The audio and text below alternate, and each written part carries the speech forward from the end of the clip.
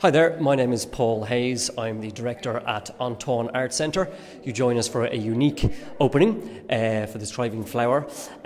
So what we're going to do first is we're just going to do a little tour around the gallery, and then we'll be coming back to me in a moment to interview the artist Etaoin. So at the moment you're just going to see the camera pan around the gallery. Okay, thank you.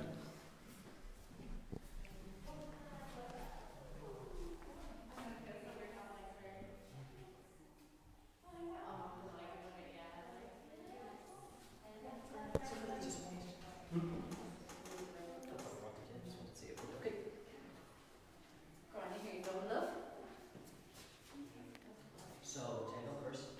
Okay. Leave that to me. I think it's there. Yeah. It's my friend's place. Make some notes. We'll go on my phone, which we're using the sheets. Oh, That's fine. I'll make it. Good. I don't know why it's grand and it's like they were.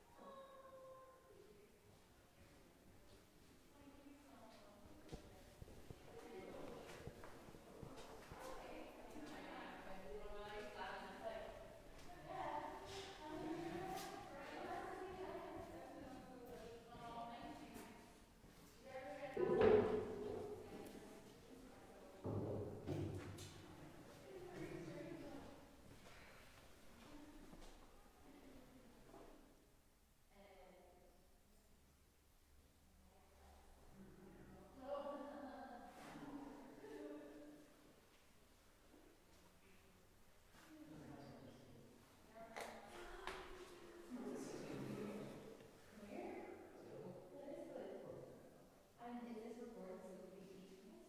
Yes, at the end of it, just set everything up and record. Yeah. So, you want to sit there? I'm going to go with the Scottish accent for this first. Okay. It's really hard one to do. Oh, like this? Okay. Are we going this way? This way? There. Oh, okay. Unless you want to go side on, it's right here. It's right here. And no one make rude noises or gestures at her. This is not a try to make her laugh. These friends were fun. And these are all my roommates here. Oh, hello, hello. You live in a big room. Huh? You live in a big room. Yeah, we do. Housemates. Yeah. Roommates. Housemates. Oh, roommates, housemates. Well, roommates, we've heard roommates, but now that I think about it, it suggests that you all live in the same room here. That is very true. Yeah, actually. This isn't up. Yeah, just up by Key Street. Kiro. So it is.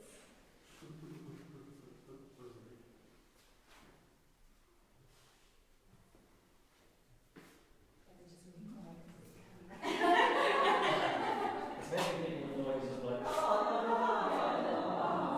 Oh, no, cheese. Oh, goodness me. And you have people living across the street. Yeah, like family. Like Are they locked in the room? yeah. So they couldn't make it down, so like this is good for your Right now. Yeah. Do I do a shout out? Imagine. Yeah. He's Jonathan.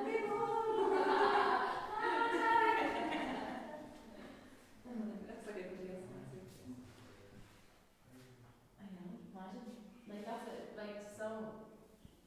We just don't know. It's not.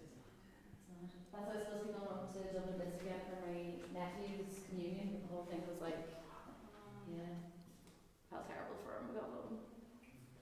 He was just all about the money. She's like, gonna get PlayStation, gonna get games. Like.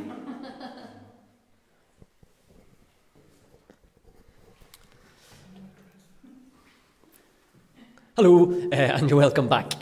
So, the way this is going to work is I'm just going to ask Etaoin a couple of questions. You probably heard some sound in the background. That's because there's people here in the gallery, but we're only allowed a certain amount of people due to the current restrictions because of the COVID-19. So, we know we've quite a few people watching from Etaoin's family from Dublin who are currently locked in. So, right, Etaoin, tell me, how did you get into the whole art thing? For me, so You can hold that. Yeah. So basically, I started in NCAD in 2010, where I basically studied ceramics. I got a first class honours in craft design, and then after that, I basically moved to London, where I worked for Kate Malone, and then came back and was offered to do a residency back in NCAD, which was great. And then from that, I went and applied for Thomastown. And Thomastown is basically a 2-year course where you go and you're basically trained in production pottery. So for me, this was amazing because there was 12 of us that were picked. We got along really well. We had a real close-knit group. But it was brilliant because I had the sculptural background and the functional background, so it was nice to actually bring them together and play around with the two of them. So, yeah. Cool. So, tell me though, go back further than that, right? Okay. How did you, smaller Etaoin, how did she get interested? When did you go, I want to be an artist? Oh my goodness. So I think for me, I mean, my mom and dad have always been, they're very cultural people as well. So we were always kind of encouraged to create and stuff like that. But I think my earliest memory would be Paddy's Day, and I drew a leprechaun, which is actually my dad still has laminated, and it's still part of our Paddy's Day decorations, which they put up every year. But I think, mom and dad would always because we would have holidayed a lot in Donegal, we would have went to Balik pottery, where I would have seen this all happening when I was very young. But yeah, I think that would have been my earliest memory of creating something, and my parents being well, would you go and be an artist? The two of them, my whole family, they're my biggest cheerleaders, and it's fantastic to have that support as well, which is brilliant. But yeah, no, I think that would be my earliest kind of memory of art and creating and making as well. So yeah. So let's move forward Okay. to grown-up Etaoin, and you have been a resident artist here in Etaoin Art Centre for the past 3 months. So tell us a little bit about what you've been up to and what the residency has meant for you. Okay. So for me, the reason why I wanted to do the residency was it's a brilliant facility.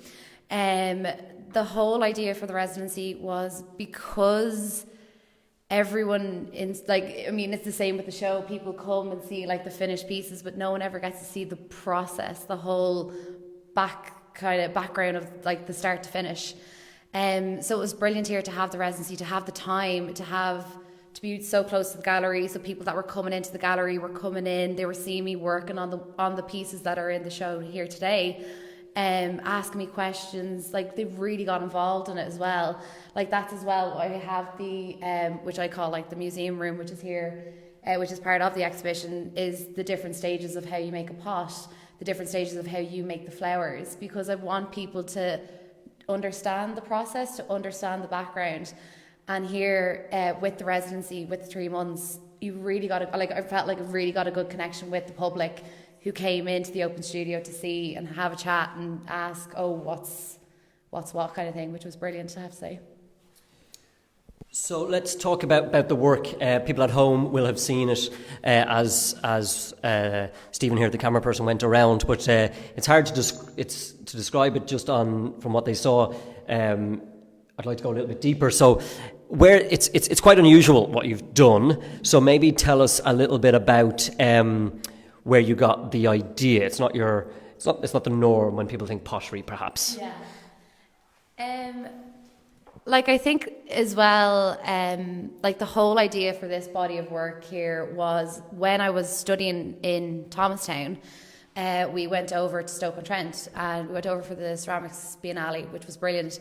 And while we were there, we went to the Gladstone Museum. And in the Gladstone Museum, there was these two ladies that were basically like, they just were sitting there making these incredible detailed flowers in bone china.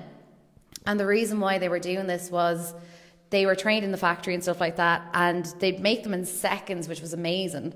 So you could go in and be like, oh, it's like a daisy, and they'd be like, and it'd be made, it'd be brilliant. But the whole thing is that their trade just went out of fashion. People didn't buy that anymore. So they're the last of their kind. That actual skill, which is phenomenal, it's just going to die with them, which is terrible. So I think, especially with ceramics, and I mean, you see it in the art colleges and stuff like that as well, less and less people are picking ceramics. It's not people's first choice. And I don't know why. So for me, I feel like it is my responsibility as a ceramicist is to get the younger generation involved, like to educate people, to bring that awareness that like if we don't take care of these crafts, they will wither away. So that's why I had the installation piece in here, which is the vase that contains the other vase with the water in it. Was the whole idea was that it was dried out, and when you add the water, it will disintegrate. So it's actually, we have the water in it now, which it will disintegrate over time. But the whole idea is that when it's gone, it's gone. When we don't cherish things, it's just left to disintegrate and wither away. So that's what I wanted to bring into this body of work. I wanted to have real classical kind of shapes, like the teapot, like we have the vase, the smaller vase here as well, the plate. I just wanted to mess around with these traditional shapes and be like, to have these flowers bursting through as like they will thrive, we will thrive, this whole skill will push on and we will keep going because we can't let it wither away. We don't want it to wither away. We want it to constantly be here. Okay, so that kind of explains the flowers bursting through. Yeah. But what about the almost John Hurt alien kind of vibe of the darkness of the pieces? There's a certain kind of darkness to them, if you want to talk about that. Yeah. Like I think for me, I've always been greatly inspired by kind of like, you know, that kind of surreal, like Salvador Dali, that surrealist kind of thing. I always bring spiders into my work as well because it's kind of like a symbol. Spiders are supposed to be a symbol of female empowerment. So I'd always try and bring them in to my work. But definitely that whole kind of, my whole, like that's my kind of style, is this kind of sci-fi, Tim Burton, you know, what would happen if this kind of happened kind of thing. So yeah, that'd be my, so I had to get that in somewhere to get my spider legs in there as well. Cool. I'm going to finish up in a minute, but talk to me about what, if any, what now for you? So the residency finishes up this week. The exhibition runs till this Saturday at 4:00 here in Etaoin Arts Centre in Dundalk. So do pop down if you can. But after that, what plans do you have? So I'm actually delighted to say that me and 3 other artists in Dundalk are going to be setting up an artist studio, which is literally straight across the road. So basically what I'll be doing is which is brilliant because I'll be permanently based in Dundalk. I'll be continuing on with my own functional range and developing that. And then also I really want to develop this work further. Like the residency was just to this kind of, like the pieces here were like a prototype, a jumping off point as to what I want to do with them. So I definitely want to follow this through and, you know, even to bring in different flowers or just different shapes, stuff like that as well. I definitely want to push on and really take this body of work to the extreme. Super, thank you so much, Etaoin. We're going to finish up now for the people at home. The people here are all enjoying a glass of wine, so I hope you are too at home. This is the 4th year of our Arts and Residency programme here at Etaoin Arts Centre, but this year has been particularly strange, hence us doing this, passing microphones back and forward.